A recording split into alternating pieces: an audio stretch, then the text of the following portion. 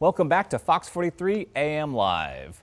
Lorna Shore has released their latest album, Pain Remains, and on November 13th, we'll be seeing them live in Lawrence at the Bottleneck. And we're joined now by musical artist and guitarist of the band, Lorna Shore, Adam Micco. Good morning. Morning. Great to have you on the show. We were talking a little bit earlier. I've been listening to some of your songs. I've been rocking my head off. It's really great stuff. Well, thank you. I appreciate you checking it out. What got you into a kind of music making, and especially what deathcore metal, as I understand? That's what the genre this is. Yeah. How did I get into just like extreme metal? I think it just was like a threshold. I mean, as I got into like music, like, more underground music, and then it just started getting more extreme and more extreme because my threshold for tolerance for it just got higher and higher and higher, and it just led me to this point. But yeah, I don't know. Like, it's a weird journey to think how I got to to be where I'm at. But I think it just realistically, like, as I've been more into like finding interest in like underground music, my tolerance for what I can tolerate and what is acceptable for me I've just moved the needle further and further down. Where it was like at first, and I would think if I'd heard a band similar to mine like decades ago, I'd be like, how do you listen to this? And now here I am writing it. So I think it's just a natural progression to enjoy it. And I don't know, there's just an energy involved in extreme music that it's a nice outlet. If you have that energy, it needs to go somewhere. And I feel like it's a good place to release it. Mm-hmm.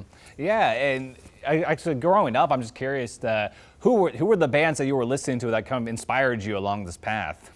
Oh man, there's just like so many along the way. Like, I kind of got into like metal and extreme music like later in life. Like as a kid, I was just like a product of like 90s like boy bands. That was like what I was as a kid. Like I wasn't someone that was like into extreme music. Like I had a older cousin that had like posters of like Metallica and like Ozzy and like Slayer and stuff like that. And I was like, what is this? This is insane. How do you listen to this? And then now here I am.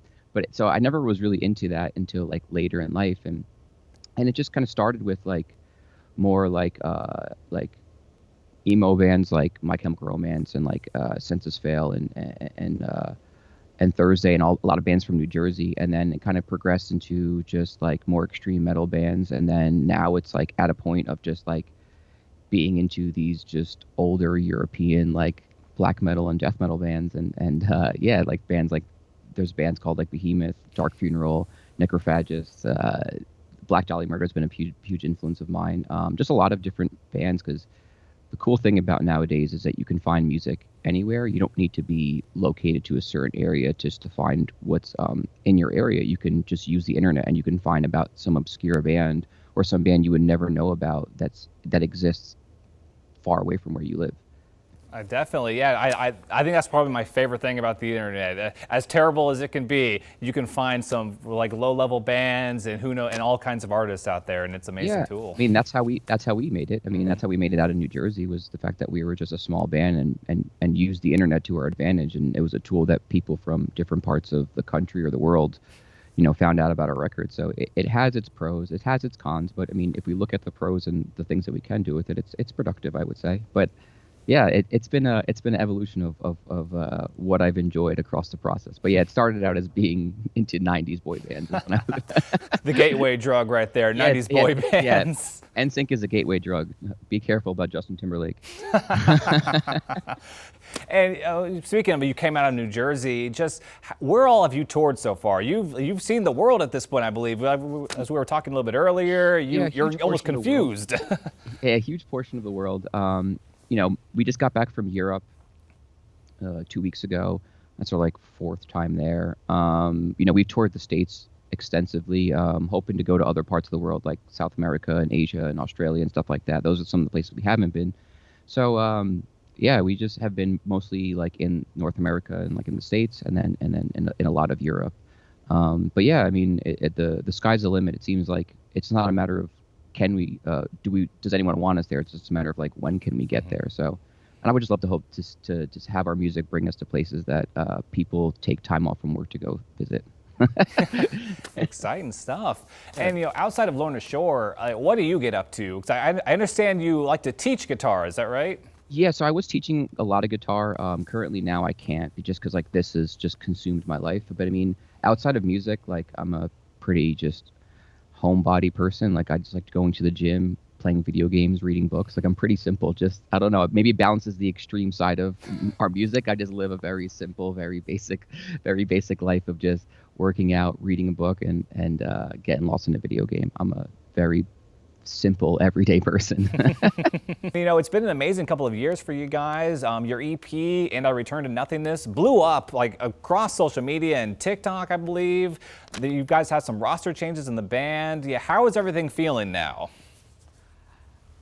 Everything feels great, honestly. It's the best way I could honestly put it. It's been a crazy journey, but within the past, year and some change, it's kind of been on the up and continue going up, and it's just been an awesome time. So, yeah, things have been going really, really well. Is that like a mindset change for you guys? I think I remember with the recent surge of popularity you guys have kind of hit, sold out at the Bottleneck already. There was a quote that you said, we're no longer the underdogs. Yeah. What is that? Yeah, what does that kind of mean to you? Yes, I feel like most of the time we've been in a band, we've been just kind of clawing at opportunities, or we've always been felt like counted out, or just kind of I don't know, just felt like we were at the bottom, so it just always felt easily forgotten. So for once, we were not that, and it was a weird adjustment to be like seen on this perspective versus always being like the what's the word just like underappreciated band, or yeah, it's just something in that nature, just kind of like undervalued, underappreciated. It just felt like we were just always like, I don't know, just like that feeling. Now where everyone is seeing us, it's just seen in a different light that we're not used to, because most of our career has been just kind of seen as the underdog. Yeah, I think I kind of understand that. And now all of a sudden, with that popularity, you got expectations, I suppose, would be a good word for it. And Yeah. so that was your latest album. Pain Remains is kind of with that new mentality. Yeah, what went into making that into the new album? Oh man. So yeah, that was a really hard album to write, because usually when we have to write songs, it's always at a point when we're at like a low point. So whether it be member changes, or like we don't have a label, or we just are kind of just at a very low point in our career, it's just easy to fuel the process of writing a record, because you're like, this thing will get us to the next level. And that's what we've done throughout our entire career, versus this time around we didn't have any sort of hurdle or thing to overcome, because we were already at a higher point. So that starting point was just weird for me to begin with, because it was easy to fuel previous records with just some sort of like animosity or frustration or whatever it may be. This time around, it's like we didn't have any of that. It was more so like, okay, things are going well. How do you keep it going well? So that was like the starting point, really, was just like, things are going well, and let's just maintain the momentum, continue going down that route. Do you feel that your style is changing with the new outlook on the band in the future, or are you still trying to kind of keep to your roots, to what got you there in the first place? I think it's always staying to our roots. I think that I mean, I don't think any sort of how big the band will change the direction of the band. I think we're always kind of having the same mentality of we do what we want to do, and I think that we have no problem being comfortable with what we write, and it's not trying to meet someone else's expectations other than ourselves. It's, we want to write the music we want to write. We write the music that we also just kind of want to hear. So it doesn't really change anything. It just always organically been, we just do what we want to do, because that's kind of why we got into music in the first place. Is you have the freedom to be and do whatever you want, so might as well continue doing that, right? That's my philosophy, at least. I know. I definitely agree there. And as you mentioned, kind of writing the music, you're obviously the guitarist, but you also write some of the music. Is that right?